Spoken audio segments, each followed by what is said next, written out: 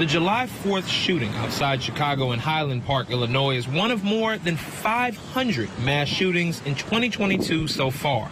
Within the first few seconds, while most people were unaware of what was happening, I was hit for the first time.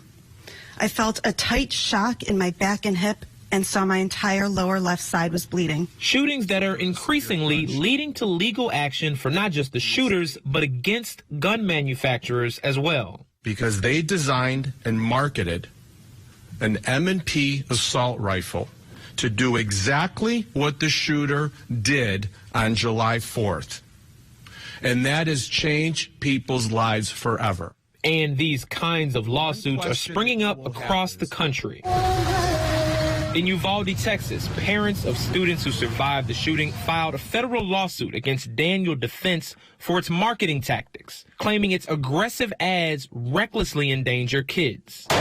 New York passed a law allowing the state, city governments, and New Yorkers to sue gun manufacturers for endangering public safety. And most notably, a $73 million settlement between Remington Arms and the families of several Sandy Hook victims. The suit argued Remington violated a Connecticut consumer law prohibiting encouragement of illegal behavior. Today marks an inflection point when our duty of care to our children as a society finally supersedes the bottom line of an industry that made such an atrocity as Sandy Hook possible to begin with. It almost creates this monster. Antonio Romanucci is one of several attorneys representing Highland Park shooting victims and their families in lawsuits against Smith & Wesson. The idea behind these lawsuits echoes the Sandy Hook case. The marketing of the weapon violates state consumer protection laws. I've never seen an advertisement where that gun is pointed at a deer or pointed at an animal.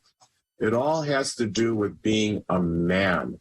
That's how these guns are marketed. And these young, impressionable, vulnerable adults want to be men, and then they create this story about themselves with the Smith & Wesson. Back in August, Smith & Wesson CEO put out a statement saying the gun industry is under unprecedented and unjustified attack and blames politicians, the media, and a culture of lawlessness for ongoing gun violence.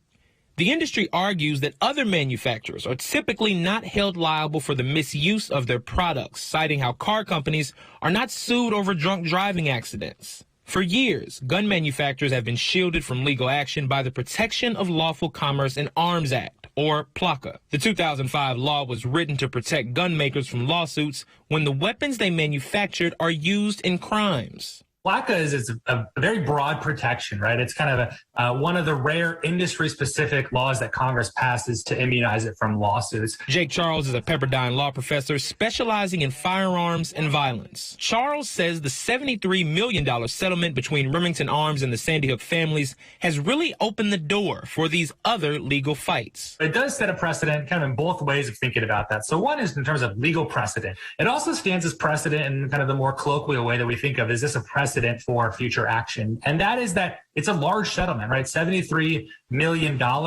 It plays over and over. For Liz Turnipseed, who was injured during the Highland Park shooting and is also suing Smith & Wesson, this lawsuit felt like a responsibility. I felt like I had a unique opportunity to help put a real face on what these guns do to people and what it feels like, and give it a first-person perspective. Jamal Andrus, Newsy.